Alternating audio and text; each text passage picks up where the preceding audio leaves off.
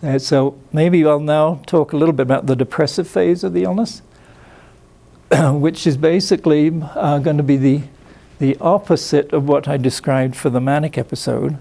We're going to have someone, usually in bipolar disorder, who really loses his or her energy, stays in bed, doesn't want to get up in the morning, may stay in bed so much that he or she doesn't go to work. Sometimes we hear about somebody who's in the midst of a depressive episode because he hasn't been able to go to work, he hasn't been able to pay his rent, he gets evicted, and he's found sitting outside what used to be his apartment with all his belongings around him, and the police are called, and eventually the person will get brought in for treatment. And there the primary disabling factor is the person's just completely lost his or her motivation or capacity to function. The person is going to likely have a very depressed mood, is maybe tearful or may not be tearful, but often is hyper somnolent, though sometimes in depression you can also have you can just have early morning waking and very poor sleep. Likely to have poor appetite, but in fact sometimes may eat excessively. Person may be suicidal or may attempt suicide, and that may be how the condition presents. Person may have a lot of negative ruminations and be thinking obsessively about all the bad things that have happened to him or her. Let's see, I was talking to somebody today who was thinking basically about all of the evil things he'd done in his life, and he couldn't stop thinking about it and feeling like he was being punished. So the common themes that run through depressive delusions, or also a content of the hallucinations in depression when it becomes a psychotic depression, are death, disease, and guilt, and other really dark things as well, like perhaps the person feels he is causing catastrophes like plane crashes. But basically a lot of negative content which makes the person feel terrible. I'm thinking of somebody I saw in a hospital, came in with a very acute depressive psychosis, who was absolutely paralyzed with fear and crying and telling his family that the police were going to arrive any minute to arrest him and everybody else in the family because of some completely delusional crime that he thought he had committed in the past. And the person can become absolutely paranoid as well in depression and also in mania.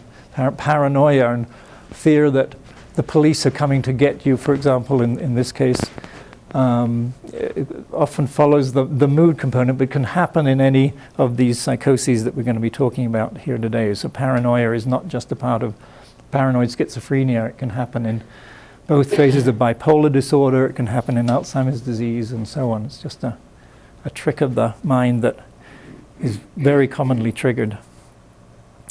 So in the hallucinations also, you're likely to find that the person is feeling he's being criticized, blamed, called names, being told that that he's a criminal, or that he's infected with AIDS.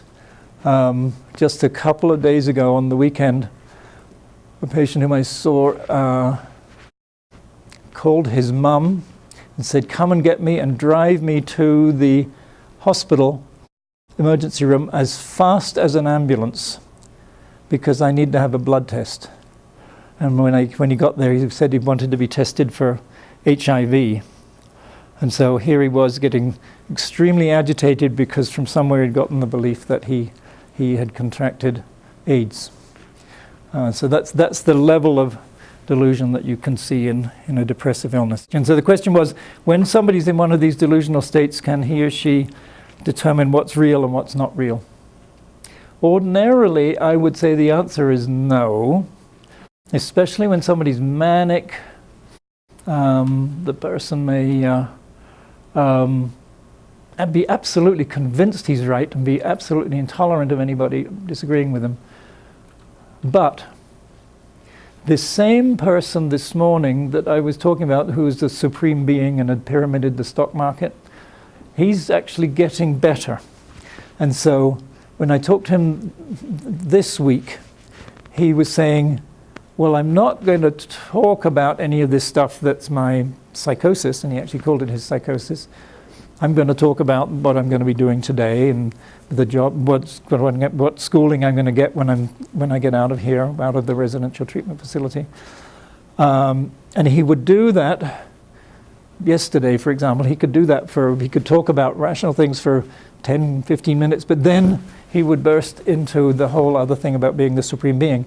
Today, he'd improved enough that he was just able to talk about the rational things, and although the other beliefs were still there, he didn't feel obliged to launch into talking about them. Now that would be a much less common presentation. It's much more common that the person, when he has delusions, believes them to be real, but as the person gets better, he or she may be able to question that. I've got another person that we're treating right now who would get a bit better and then get a bit worse and get a bit better and get a bit worse. And when he was getting better, he would say, oh no, all that stuff about making a film that was going to be seen by everybody in America, that my head was in the stars. And then 2 days later, he'd be again very angry at any suggestion that in fact that wasn't really going to happen. He really again believed that he was going to make a film, and when he first came in he thought he was Jesus Christ or the Buddha, and so he was getting back into that kind of spiritual stuff. So as the person improves, their capacity to recognize a delusion as a delusion changes. I'll just say a couple of other things about the hallucinations perhaps in depressive psychosis, because sometimes they can be really sort of ominous and dark and strange. For example, I remember somebody having this theme of death, actually seeing worms crawling in her skin because it seemed like her body was rotting.